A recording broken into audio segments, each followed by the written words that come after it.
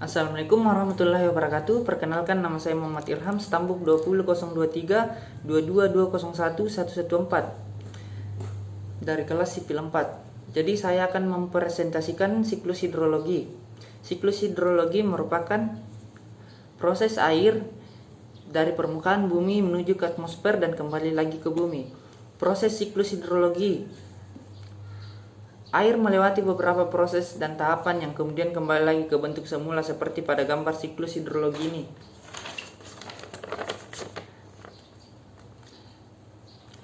Dan lebih jelasnya ada di samping saya. Terdapat beberapa tahapan, diantaranya 1. Evaporasi, proses penguapan air dari tubuh-tubuh air seperti laut, danau, dan sungai yang diakibatkan oleh pemanasan sinar matahari. Air yang menguap akan naik ke langit dan nantinya menjadi awan. 2. Transpirasi. Transpirasi merupakan penguapan air dari permukaan tumbuhan seperti pada gambar siklus hidrologi di samping saya. Tumbuhan mengeluarkan uap H2O dan CO2 pada siang yang panas dan transpirasi berlangsung melalui pori-pori daun yang berhubungan dengan udara.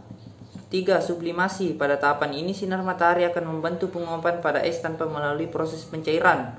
Hal ini mengakibatkan es yang merupakan bentuk padat dari air menguap dan berubah menjadi awan. 4.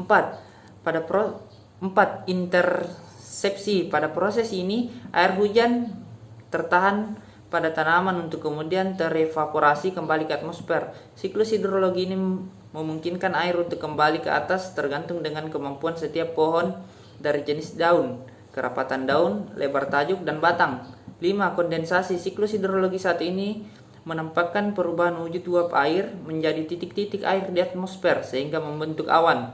Proses ini terjadi karena pengaruh rendahnya suhu udara pada ketinggian atmosfer tertentu. 6. Adveksi. Pada siklus hidrologi ini, butiran air yang berbentuk awan bergerak secara horizontal dan berpindah dari satu tempat ke tempat yang lain. Hal tersebut juga dibantu karena pengaruh angin yang berhembus. 7. Presipitasi. Presipitasi adalah proses turunnya air ke permukaan bumi dalam bentuk hujan. Bukan hanya hujan, pada daerah yang bersuhu rendah beresipitasi juga bisa menurunkan air padat berupa salju. Runoff.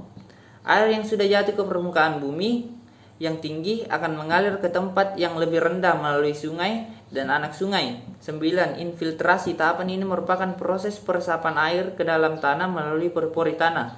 Dalam siklus hidrologi ini, air dapat tersimpan menjadi air tanah yang secara lambat akan mengalir kembali lagi ke laut. Jadi seperti itulah tadi proses siklus hidrologi. Terima kasih.